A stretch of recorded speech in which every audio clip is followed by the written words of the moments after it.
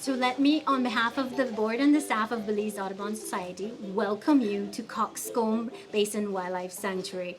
Today represents a very significant day. It's been several years in the working, and we would, again, a hearty welcome to everyone. We will start off with the chairman or the president of the board of Belize Audubon, Mr. Earl Green, who will do a short welcome opening.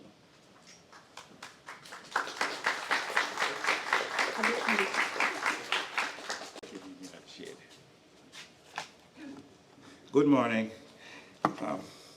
Her Excellency, Ms. Nicole Davidson, British High Commission to Belize. Her Excellency, Ms. Michelle Kwan, Ambassador of the United States Embassy in Belize. Members of the wife and family members of the Rabinowitz family. Dr. Osborne Martinez, Chief Executive Officer of the Ministry of Economic Development. Mr. Joe Smith, Executive Director of Panthera. Mr. Roberto Salon, Director of Panthera Latin America.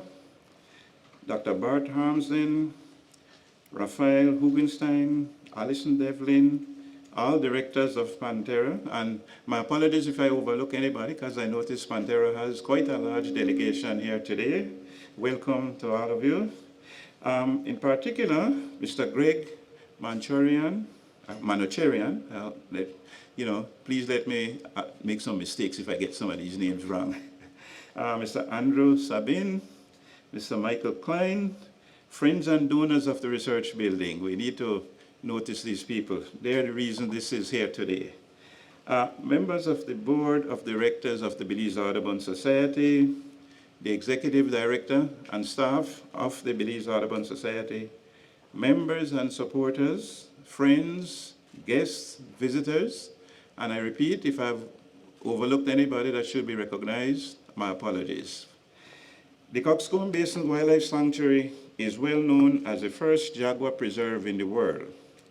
Considered a haven for the endangered jaguar, the reserve spans 128,000 acres or 200 square miles of tropical forest, making it one of the largest protected areas in Belize. It is home to an estimated 200 jaguars and is habitat for a wide variety of plants and animals, including margals, deer, ocelots, pumas, howler monkeys, tapirs, and about 330 species of native and migratory birds. It is ranked third among the top 10 birding sites in Belize.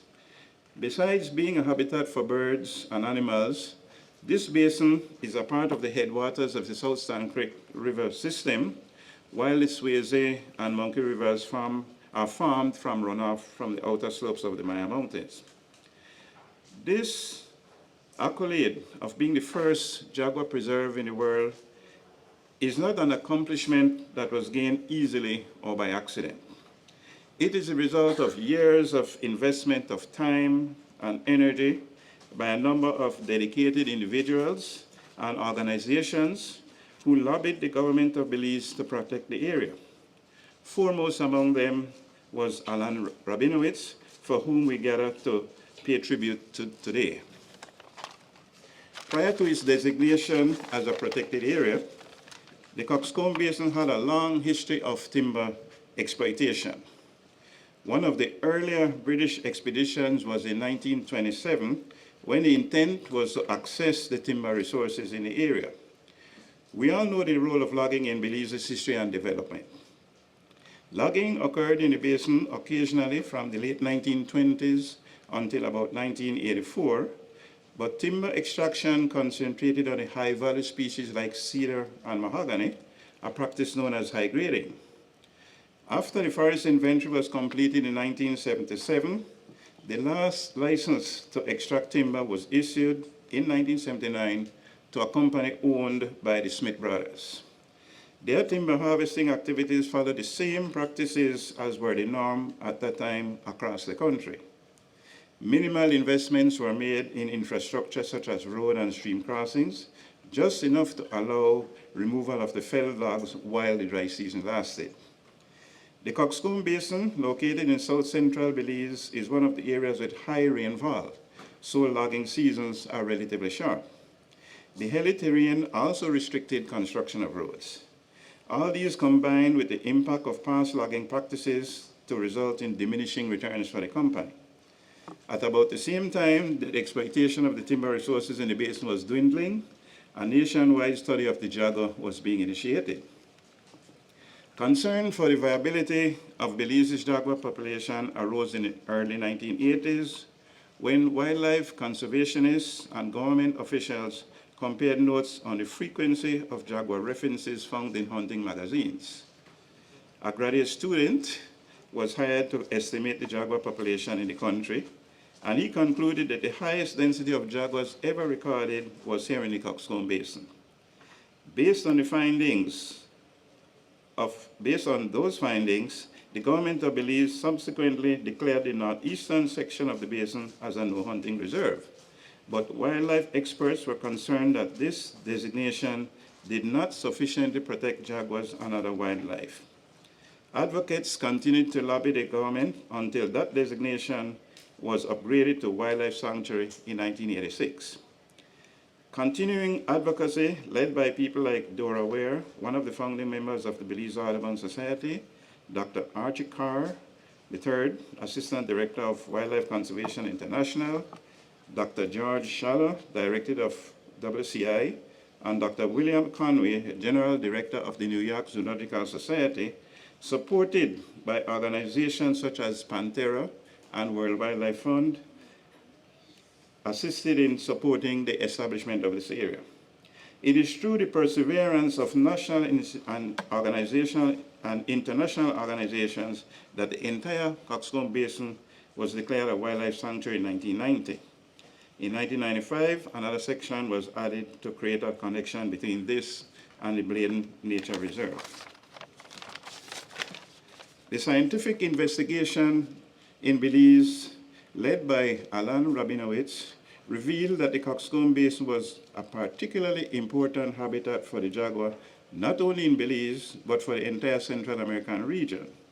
Since the territory of the jaguar extended from the south in Argentina to the north in Mexico, Alan was one of the first to argue that connectivity within the range is vital and key to saving the animals.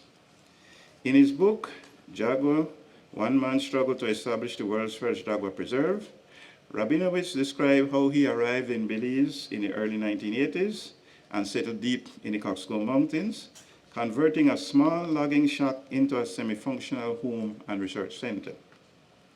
He started his research in this reserve when one of the owners of the logging company, Don Smith, was still on site in the logging camp during the last few months of his operations. Alan described those first 2 years battling botflies, hookworms, and other obstacles as he trapped, collared, and tracked jaguars in their natural habitat. Access to and availability of domestic GPS units was still a few years away, so Rabinowitz kept tabs on his animals by mounting radio antennas on trees and even to the side of planes. He recounts how on one tracking flight, the pilot crashed just before landing, leaving him and other occupants bloody and battered. The remains of that plane is one of the points of interest in the sanctuary today. Alan Rabinowitz also had to deal with declining health since he suffered from chronic leukemia, a form of cancer. Despite this, he has left a legacy which continues to educate residents, visitors, and his peers about endangered species in Belize and in other parts of the world. Others have followed in his footsteps, continuing the mission he started in other parts of Belize. It is anticipated that there is still much more to learn about wildlife and their interaction within their natural habitats, especially here within the Cockscomb Basin Wildlife Sanctuary. It is expected that this research facility will continue to accommodate many more scientists and students. Through the support of his colleagues and family, Dr. Alan Rabinowitz leaves a lasting tribute to his work in the form of this research center on the site where he did much of his work. On behalf of the family, friends, colleagues, supporters of Dr. Rabinowitz, the Board of Directors of Belize Audubon Society, and the staff of the Belize Audubon Society, welcome to this event to pay tribute to a hero.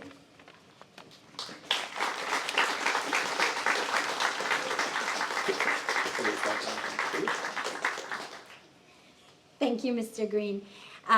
You'd be glad to know that the research did not end there. Dr. Bart Harmsen continued, and this is one of the sites in the world that has some of the longest tracked jaguars in the world. I think we have the longest is 17 years or 14. Where's Bart? You can confirm. 17? 17 years? 14?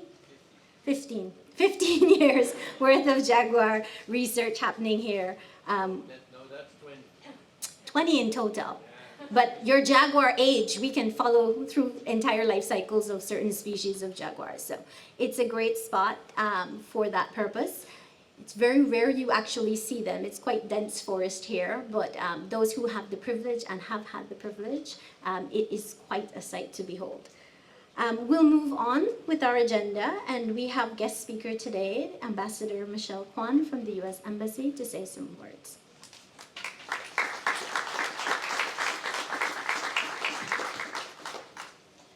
Thank you so much. Good morning, everybody. It is so wonderful to be here, and just listening to Dr. Green's remarks, you can hear the legacy of Alan Rabinowitz. It's such an incredible gathering of family, friends, and all that knew Alan. I have to say I am humbled to be here today as we gather in admiration for a true steward of the planet, a visionary, conservationist whose life work has made an enormous impact in Belize and in the world. As we inaugurate this incredible research center dedicated to Alan's legacy, we celebrate not just the man who was affectionately called the Indiana Jones of wildlife, but also the enduring inspiration Alan imprinted upon so many. Alan's life was a testament to the power and perseverance and compassion. His conservation journey began in the United States, but his impact transcends borders. Reflecting on Alan's life, I find myself contemplating what inspires us to devote ourselves to causes greater than ourselves, whether it involves safeguarding endangered species, contributing to scientific research, or simply the desire to commit to doing good. And it is the force that unites us all here today. The gravitational pull to service shines brightly through the stories of Alan. Alan embodied courage and resilience, who have a belief in the power of collective action, and who has a vision for a brighter future. Alan exemplified these admirable traits to his unwavering commitment to wildlife conservation. And I have to read his book now. Yes. Yeah, gotta check that out. The Cockscomb Basin Wildlife Sanctuary stands as a continuing testament of Alan's vision of making a meaningful impact in the world. As a hub of knowledge and innovation, the Sanctuary and Research Center will carry forward his vision and his pioneering research.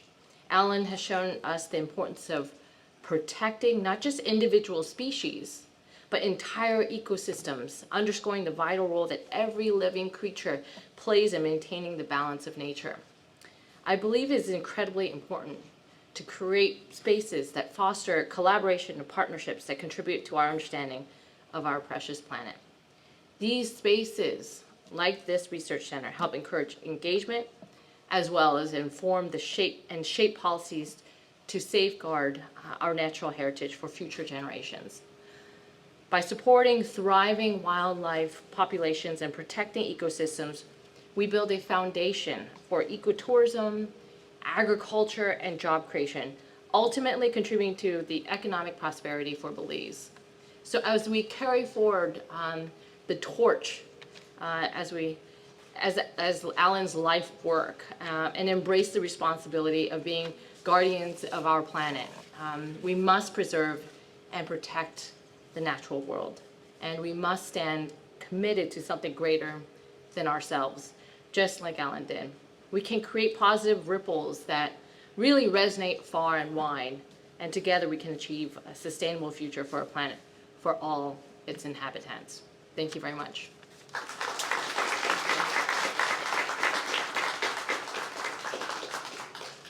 Thank you very much.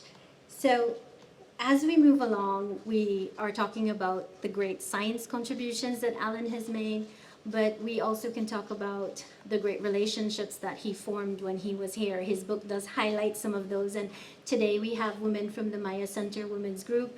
We have Mr. Ciridio Chun, who is a dear friend of his in his early days, and we have the Pop family, and we have several other members of the community who also have fond memories of working and living with Alan in those times.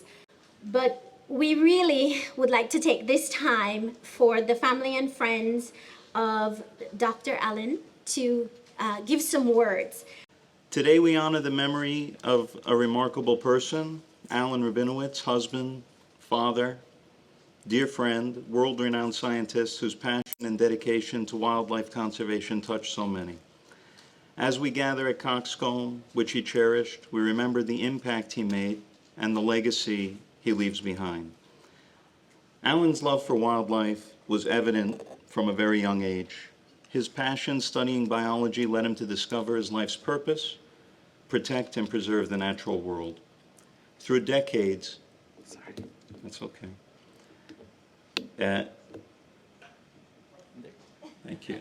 Through decades of hard work and perseverance, Alan became a pioneering figure in his chosen field, gaining worldwide recognition for his expertise in understanding and protecting the elusive big cat species. His extensive research not only contributed to our knowledge of these creatures, but also highlighted the urgent need to safeguard their habitats and ensure their survival for future generations. He spent years trekking through these rainforests, establishing a framework to understand and save these jaguars.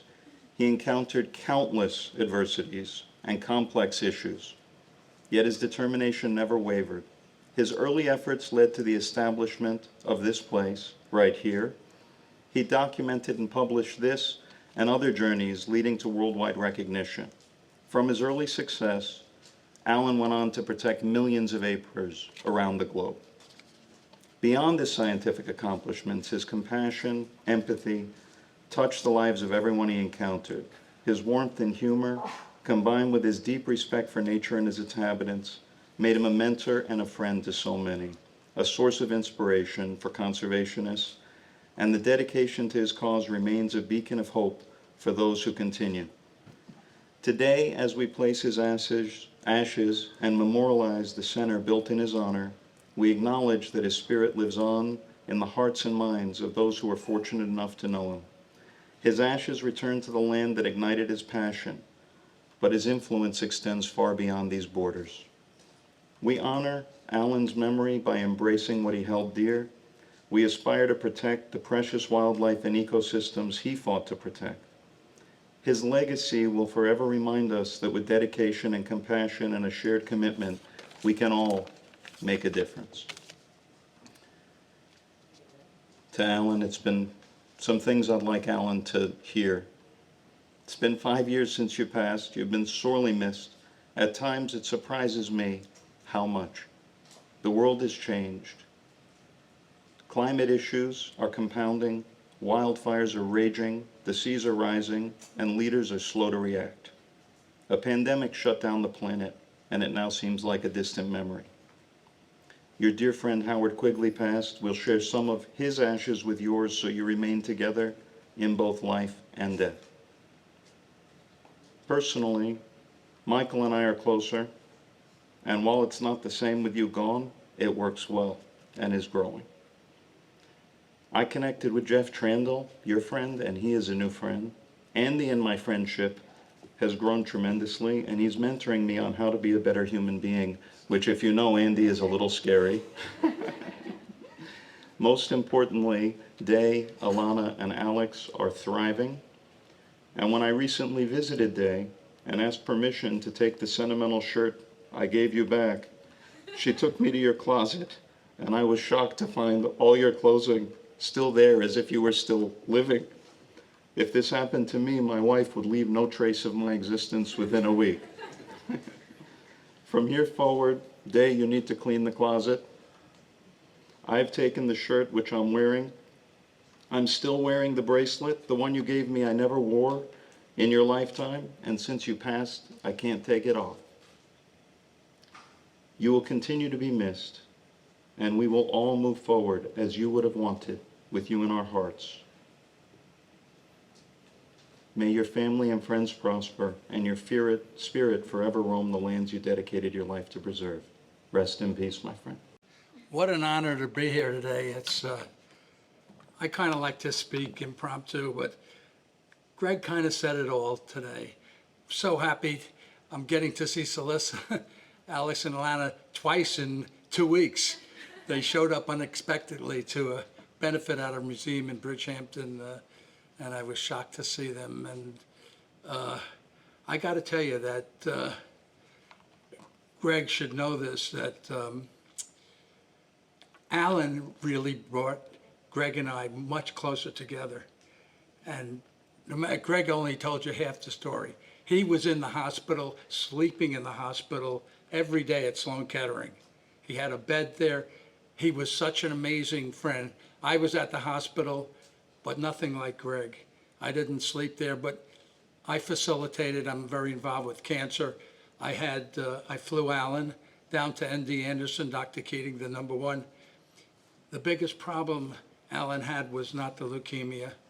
It's that he allowed the skin cancer, he ignored it.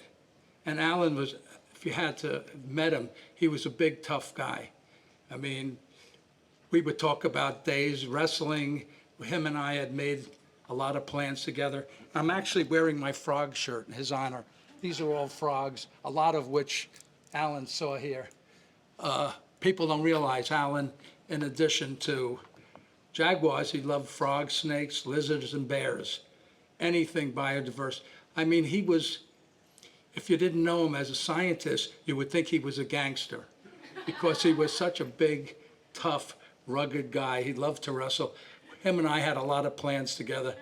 We were supposed to go to Myanmar with Tom McCarthy and look for snow leopards on the Myanmar Chinese border.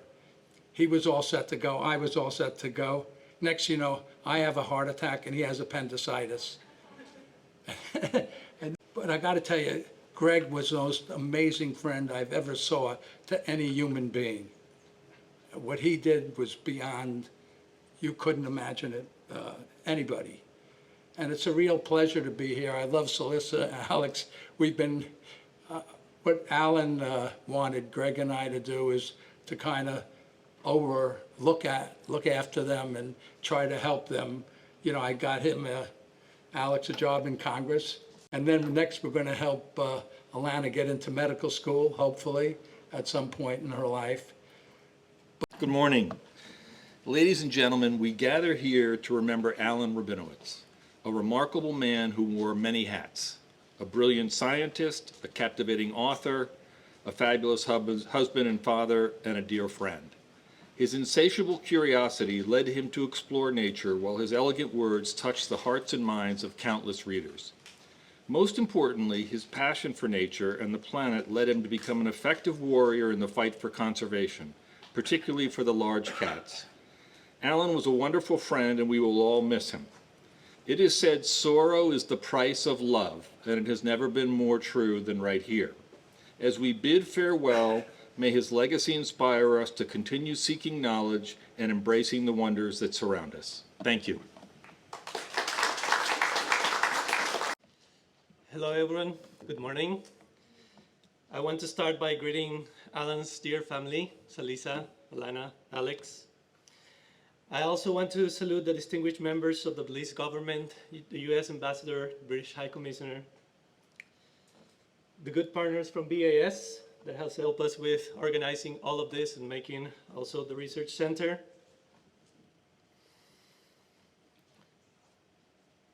I want also to salute Alan's friends, Panthera staff, and all the people gathered here.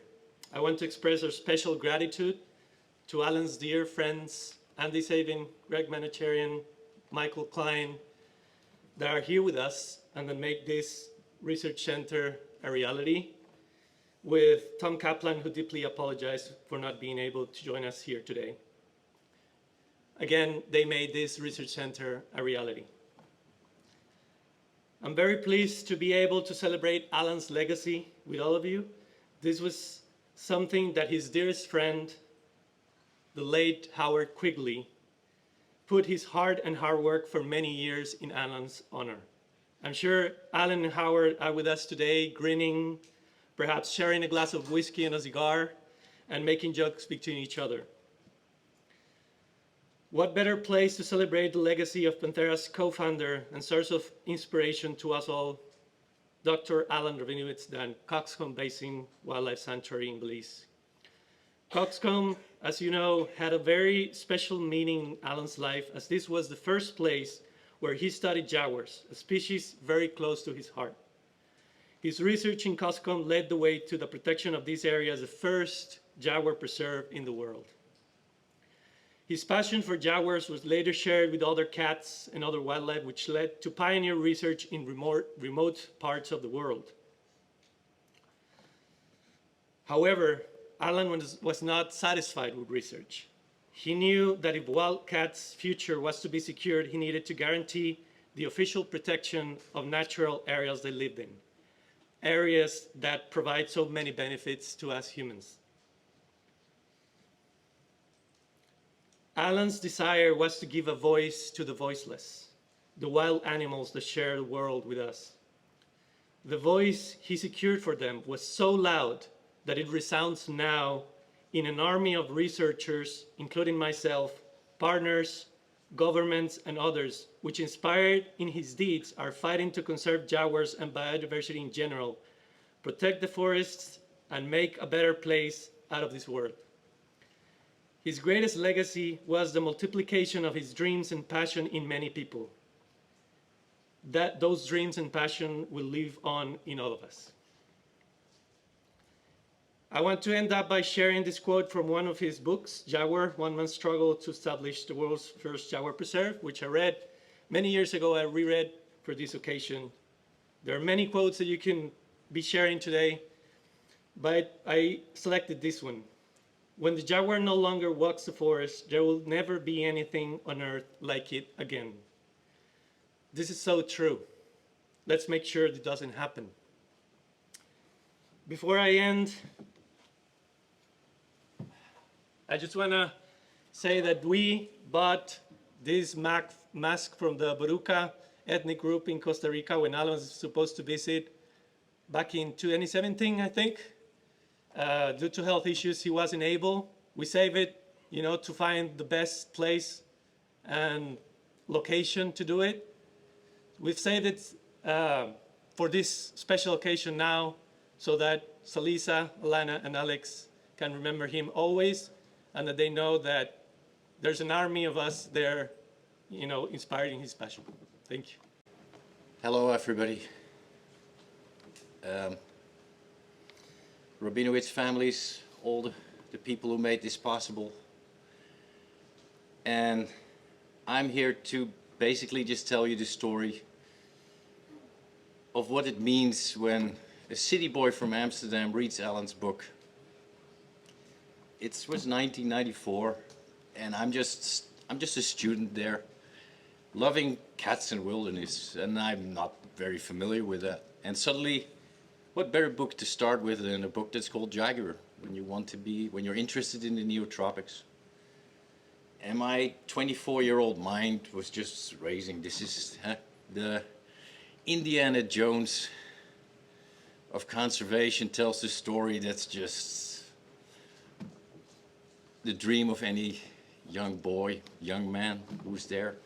So what do? I put my study on hold. I buy a ticket to this country that's called Belize. I had hardly heard of it. And I went out there. I landed in Cancun, drove up with a bus. I got a tent. And I stood here on the unpaved road of the Southern Highway with a backpack. You couldn't even get a car up here. I walked up here. And I come here. There's a mountain there called Ben's Bluff. I read that in the book. Oh, it's there. There's a bunch of jaguar cages right there. It's from Alan's book. I see a man standing there, Ignacio Pop. I look from the book that I still had. You're in the book, you're in Alan's book. Yeah. And he tells me stories about that. I met all the people from that book over the time that it was there. And the story was not just a story anymore, it came to life. It was real life happening for me. I magically bumped into a jaguar that's standing 3 meters away from me. And from that moment on, I was just sort of like, I'm going to study jaguars. The man touched me, like he touched many other people. I started to study, and like any person, you write letters to all people. Can I study with you? I wrote one to Alan. He wrote back. Many don't. But Alan always wrote back to young people. He did that because that was important to him. And after some circles of time, through his work, I got a grant to do my Ph.D. here. And under his watchful eye of things, it's critical eye, because Alan was tough on people. I got to live in his cabin for 5 years. I worked with young people here in Belize, and just like he wanted, because I'm just a cog in the wheel. What does a city boy from Amsterdam have to do here? It's about Belize, it's about the Belizeans here. And so I started to work with people from Belize, and they're here. They're all here. And I'm going to hand over this wheel to a Belizean crew who's going to take over and fulfill his dream on all of that. There's one thing that all the people here in Belize have to remember, and it's very important, I think. I did not know about Belize, about a logged valley right here that could have been an agricultural ground or anything like that. But it requires a storyteller. It requires a storyteller of magnitude to change that into making a Dutch boy from Amsterdam come over and think this is fantastic. If you see the old films of Alan and you see him on his motorbike driving in, you can't see Victoria Peak over there. It's invisible. You see it straight there because the canopy was so low. It's all grown up. This is a tall, beautiful forest now. It's full of jaguars. Alan was your narrator. He created the story, the seed for it. It's now up to us and all the Belizean people that I've been fortunate enough to work with to finish that story and continue it and make it a beautiful ending that it can be. Thank you very much. Good morning to all. Thanks to all for your presence and the effort of being here today in this legacy celebration dedicated to Alan, our beloved friend and Panthera's founder. Alan was our friend, our guide, our mentor. I personally am in profound debt with him for all the good influence he had in my life. Our friendship goes way back to the publishing of my Jaguar book at the end of the 80s. I was writing it. I had read Alan's book on his Belizean experiences. I read all his related scientific papers, and I, of course, became his admirer and cited his remarks on jaguars many times. And at the time, internet was unknown. I sat down in the typewriter and wrote him a letter. Alan, I'm your admirer. I'm publishing a book of jaguars. Can you send me some of your slides? And Alan, as in the case of Bart, answered back and sent me the slides. Wow, can you believe that? His original slides, Kodachromes. And the book was published later on, but after 1 year, I received a very irate letter from Alan. You know, he was very inflammable, asking me, hey, where's the book and where's my slides? I've seen nothing of it. Say, hey, Alan, take it easy. The editor fell in love with the book. He's making a fantastic good book. He's translating it into German and English. Have a little bit of patience. So I sent him the first book in English with his slides, and he was exuberant. He was very happy. He thanked, congratulated me for the high standard of the book, which, by the way, won 2 international prizes in book fairs in Lisbon and Seville in Spain. And from then on, we began a friendship and working collaboration that lasted for more than 20 years. I am a cattle vet. I worked all my life in the floodplains in the Llanos of Venezuela, but since a very young age, I always have been in awe because of jaguars, you know, the mysterious cat of the Americas surrounded by an aura of mysterious, you know, and dangerousness that always has fascinated me. And so I became, with time, to know the cat much better. So Alan invited me in the, much later with WCS to work in the Jaguar specialist group with Cheryl Chetkiewicz, Peter Croshaw, Howard Quigley, Marcelo Aranda from Mexico, Andy Tabor, and myself. At that time, around 2005, he initiated the Cattlemen Outreach Program in Brazil, contacted my sister Almira, and we wrote together the first anti-predation manual in Spanish, Portuguese, and English. Later on, I was invited to a meeting in Costa Rica, and I thought, wow, I will meet Alan there. So I bought a bottle of the best rum of Venezuela to sip it with Alan there, and we had a very interesting conversation for the first time about Tom Kaplan, the Pantanal ranches, and the world of opportunities that was opening there, including the foundation of Panthera. Alan asked me to meet Tom in Oxford in September the same year. I said yes, because Almira and me were going to present our first paper on the use of ashen water buffalo as a jaguar predation deterrent. We met Tom and we made all the big entourage to the Pantanal in October 2007, and then in January 2008, I left my 22 years job with a large cattle company in Venezuela, where I was partner, and moved to Brazil with my family and began my work with Panthera. To go on with the story, from 2008 to 12, I was the underdog of the local administrator. And then Alan and Howard asked me to take on the job of managing the 2 ranches that had a mountain of problems in June 2012. I lost 10 kilograms in 1 year because of the stress. We solved the problems, and in 2015, we culminated the sale of one of the ranches, Salom-Pérez, with a 10 years agreement on jaguar conservation and research with the new owner.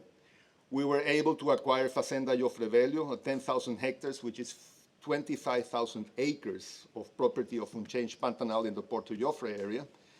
And we became owners of the river Panthera, and that has repercuted so positively on fielded conservation and research all around the world and in our lives. Alan and I always very good friends, and with Howard, the 3 of us were always loyal to each other. I will be eternally grateful that thanks to him, I was able to take my family out of Venezuela, begin a new professional life in Brazil, and change from being a cattle vet only to be a Jaguar cattle resolution manager. I enjoyed his last visit in 2018, his last Jaguar journey. We traveled, filmed, and photographed together a lot, had good fun. He respected me, I respected him, cherished his company. And Alan loved much and helped to ground all this excellent work on Jaguar-oriented tourism, conservation, and research that is on the development in the Northern Pantanal for the benefit of nature, in general, jaguars in particular, and the local inhabitants. And at the same time, he left a large cadre of apostles, followers, and admirers. Alan was never a diplomat. He was a tough, real fighter. He fought hard for a long time, and I admired him for that, and inspired me to have my own fight with pancreas cancer that for the time being I have overcome as he did with grim determination. Salisa, Alana, and Alex. We all knew Alan well. He was strong, as Andrew said, he was stubborn, and a determinate character. He was not an easy guy to live with, and you are to be commended for your tolerance and patience of living with him. But on the other hand, his merits and greatness were so much more, and he left us with a personal legacy of work, commitment, and dedication to the knowledge and conservation of the big cats and the landscapes in which they still survive, in a big measure thanks to his effort that is well-based and will give fruits for a long time in the future. Alan, you are here with us today. Thanks to you with all our hearts, and thanks to you for your patience, and God bless us all. Good morning. What a beautiful day, and what a great day to honor a great man and his great vision.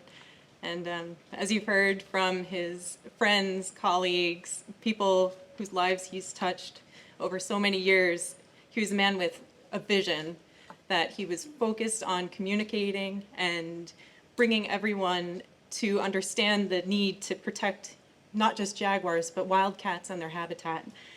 And that was something of that vision, like Roberto said, he was the voice for the voiceless. And that's something that he's instilled in all of us with our science, with our outreach, and our work together. That's about communicating through our science what we can learn and know about jaguars and other wildcats. And Alan and Howard were lifelong friends. With Howard's passion to establish this research center, I know that they're both very, very proud to see this and bring together people from everywhere. So thank you for giving us the opportunity to be here, Salisa, Alex, and Alana, to celebrate Alan and his life. And thank you to his donors and friends, Andy, Greg, Michael, and Tom, for not just supporting Alan, but also supporting his vision and our continuing work. Belize Audubon, government of Belize, everybody that's been here and poured blood, sweat, and tears into the vision of Cockscomb. And that was something where Howard and Alan were like a 1-2 punch. So Alan was the trailblazer, the fearless leader, and Howard was the bridge builder. So he would bring people along. So that was something that worked very well when starting projects and continuing projects. And I know that they were very passionate about their journey of the Jaguar, and that's something that we're very honored to be able to see today, where we're bringing them back together to rest where jaguars roam. And as mentors, I feel very fortunate to have been mentored by them through my career. I first met Alan at the Bronx Zoo when I was doing work at the Children's Zoo and animal shows, and from there he just gave the opportunity to come to Cockscomb and work with Bart, Harmsen, Rebecca Foster on their Ph.D.s, and get to meet some folks. I need to say hi to some folks that I know from doing my master's here.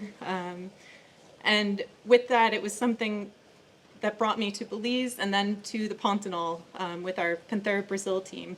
And during my PhD in Pontinol, Alan would visit every year with Howard, with some of the Panthera donors, and he loved talking about everything jaguar, asking all kinds of questions about what can we do more for jaguars, challenging, well, why are you thinking it this way? Why not think of it like this? Or there's something more you could always do. And he definitely liked to challenge. But as much as he loved talking about jaguars, the only other thing he loved talking about more was Alex and Alana. And he would trade stories in the boats as we were going jaguar viewing, sitting with Howard, joking back and forth about, oh goodness. It was really, I think, something great what Howard and Alan helped to build. So on behalf of my colleagues and I, thank you all so much for the opportunity, and we're very happy to celebrate his life and legacy with you all. Clearly, Alan's legacy will resonate for eternity, and there's many of us here today who've committed our lives to try and continue that. This research centre is something that I heard him discussing with Howard so many times. So to be here today with all of you, to see the building here and ready for use, and knowing that this will be embraced as a centre of excellence for generations to come, is something that I think we can all be proud of, and it's all a function of Alan's vision and dream. So you've heard how much impact Alan had on so many people's lives, and through this centre we hope to continue to embrace his ability to help young people find their way in conservation. The world is clearly changing and we're faced with incredible challenges, but it's people like Alan, his commitment and determination, and facilities such as this that allow people to find their place in the wildlife conservation agenda and to fulfill their dreams and to do everything they can to make this world a better place.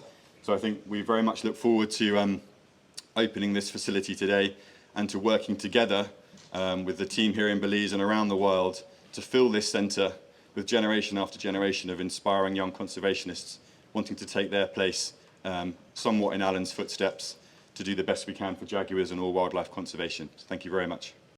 I'll give you a little summary of what all we have done here, because the building is only a part of it. What we have is the building is obviously the pinnacle of the donations and the funds that have been shared. In total, we're talking close to $1 million Belize that has been expended between all of the contributing. We also had to leverage additional funds. So if you'll notice, it's not furnished. However, that is in the plans, and we have secured funding, and we are doubling our solar capacity, which is also going to happen by the end of this year. That was secured funds already. So that's why we nicely round up to $1 million, $500,000 US. What the funding has done is we have built this building. We had several stumbling stones, unfortunately, as we had heard earlier. We had COVID, which had a country shut down. No construction was happening, no work was happening. Then when COVID regulations were lifted, we had to face the fact of getting staffing in here, building, and the cost of everything going up significantly as a result of just limited availability. But we are here today and it is completed. We also have seen the upgrade, and we will be inviting everybody afterwards to explore what all we have done here. We have upgraded the signs within the museum. So we have a visitor center, not at this parking lot, but at the other main parking area. We have a visitor center that has a lovely tribute to all of the work that Alan has done and really educating visitors on what jaguar conservation looks like here. The plane crash site is also upgraded. We have done some significant infrastructural improvements, as well as signage, talking about what was the role of that plane and how did it contribute to the science. We also have the Antelope Trail, or the Balloon Trail. You'll notice, for those of you who, it is a hike, it is a walk. For those of you who won't be able to do that, you'll see we have here a standing, all of these are signs in the green. These are signs that are excerpts from Alan's book. And so we have put them throughout the trail, highlighting his story. How did he end up in Belize? What was the studies about? So we talked about jaguar populations, we talk about the people, because the people were important as well to him. We talk about human conflict, and we end the trail, or rather begin, however you want to see the trail, with his goodbye segment from the book, where he is saying goodbye to Cockscomb, where he is packing up his bags and talking about his journey now as he moves on. The accomplishments are also highlighted because he talks about going to cabinet. And he was so nervous. When you read the book, you just feel the nerves that he had, talking about having to go in front of the cabinet and present this information for the creation from a forest reserve to a wildlife sanctuary. And obviously he was successful. So that is where we are today in this sanctuary, wildlife sanctuary, one of the first jaguar reserves specifically created for jaguars. We also will have a private event a little later, where we do have a memorial bench that has been created for the ashes of Howard and Alan. As we said, they will be sharing a little space together. And really, it is at the heart of how do you say goodbye to somebody who obviously has had such an impact, as you've heard from today, the testimonials from everybody. How do you create a space where you can have that time to convene really with what is and what was Alan? And so we have created that. Hopefully, I really hope that the family can have that this afternoon.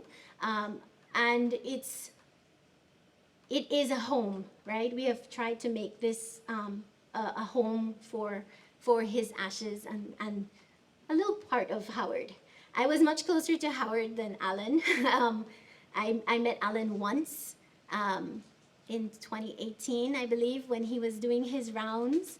And he asked me if I had seen a jaguar, and I said no. And he gave me a picture of a jaguar. And he said, and he was glad that we all still had the passion to continue the work here. And I think if that's one thing that today's really highlights is the passion that Alan had for conservation, jaguar conservation specifically. And passion is such a raw emotion. It comes with everything else that was described, right? The explosions, the highs and the lows that come with it, because you are so in love with what you do. And I think Belize Audubon and the staff here who have put in a lot of sweat, blood, and tears as well into this process have the passion, and I hope that everyone who comes here and visits can see that the staff will also continue that and continue to be true to the legacy of the creation of this great place. So if you wouldn't mind doing the honors, everyone, on a 1, 2, 3.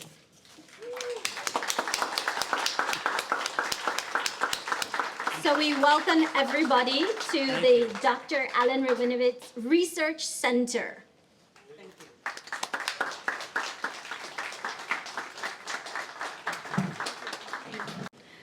Seeing you all here just really makes my heart full, and I'm just so grateful to see everyone here. And it really shows how my father's impact extended far beyond his professional accomplishments. He had a remarkable ability to connect with people, to inspire them, and to ignite a sense of shared responsibility for the big cats on our planet. We can see here, with everyone being here, that my dad had the ability to connect to people and genuinely care for others, creating bonds that transcended borders, cultures, and backgrounds. Now he leaves behind a global community of individuals who are committed to continuing his work and persevering the natural treasures that he held so dear. Let us remember him not with sorrow, but for the impact he had on each and every one of us here. Let us honor his memory by carrying forward his vision, by continuing being a voice for the voiceless, and by preserving the delicate balance of our planet. And to my beloved dad, this is a letter to you. Thank you. Thank you for being thank you for being my guiding light, my hero, and my constant source of inspiration. Thank you for teaching me to meet every challenge I face with unwavering determination.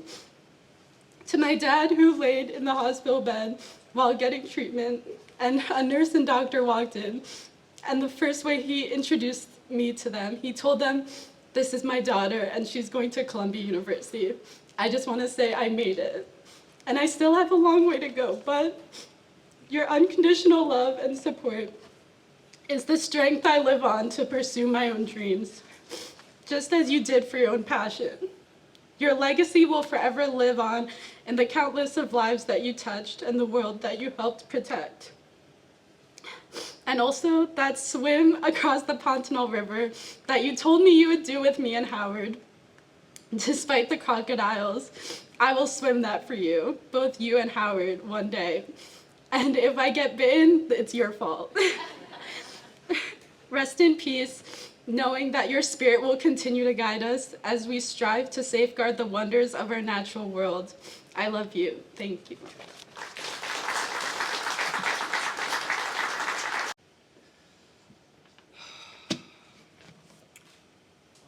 There's really not much more I can say.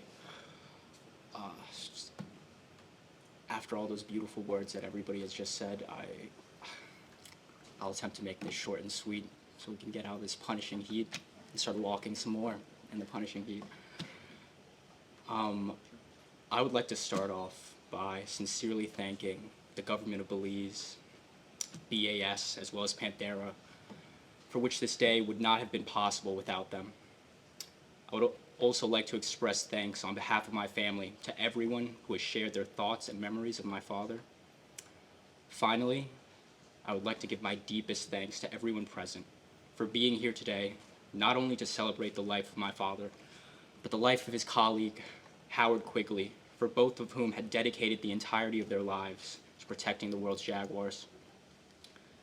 I think it's fair to say that my father's career started right here in Cockscomb Basin. A recent Ph.D. graduate who had his eyes set on nothing but the future in front of him. None of us would be sitting here at this moment if it were not for his endeavors all those years ago.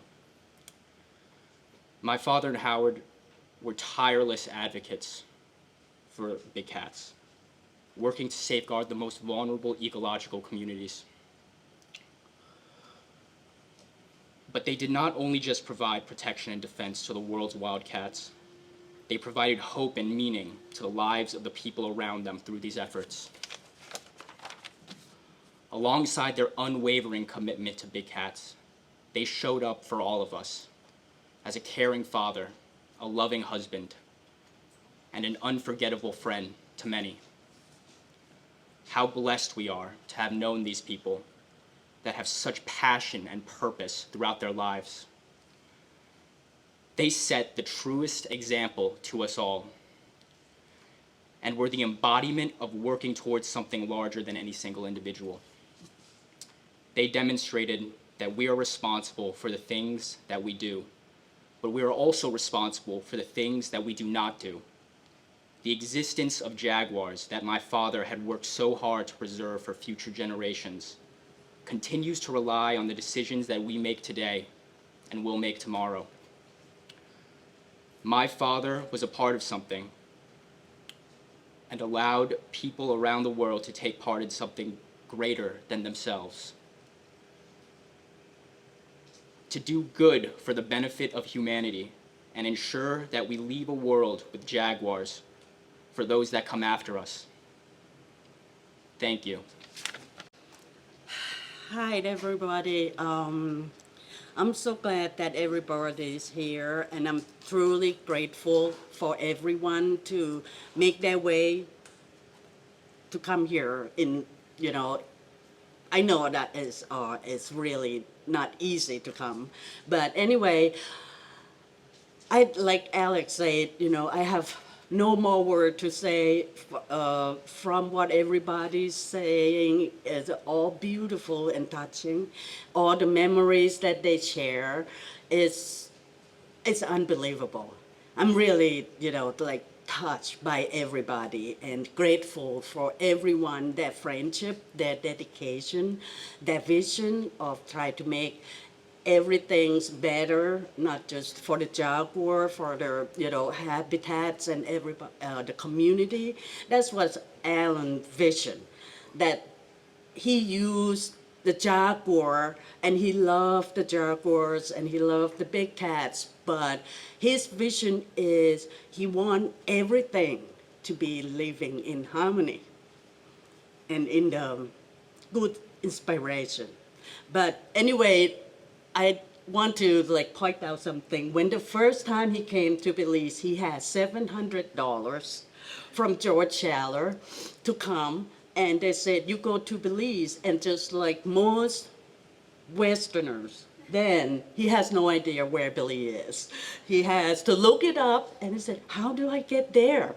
And he came, he got that $700, he bought the beat-up motorcycle that you saw the pictures in his book from Guatemala, drove from Guatemala to Belize, and that's then is the history. Right now, he started coming and working here. And thank goodness for, at the end that you point out, as of Alan was the one that go to their cabinet and got all nervous because like everybody knows, he was just a recent graduate PhD kid coming to the country that he has no idea what he's doing. And then after several years, he knows what is really important to protect the area in Cockscomb. When he went to the cabinet, he said, what am I supposed to do? He just go and said, okay, and like everybody know, he's very passionate about what he did. Besides that, he has a fully support. He went to a lot of conservation agency, governments, or including U.S. Nobody said, no, we don't do that. We don't know how to protect just a single species area to declare it as a wildlife sanctuary. But thank goodness for Belize Audubon Society. They said, yes, we will support you. And that's what, when the Cockscomb Basin turned into wildlife sanctuary and the first jaguar reserve in the world. And thank you, everybody. I'm really grateful to see everyone here, and thank you for everything you have done, not just being a friend and supporter, and all the work that you've done from now on too. Thank you.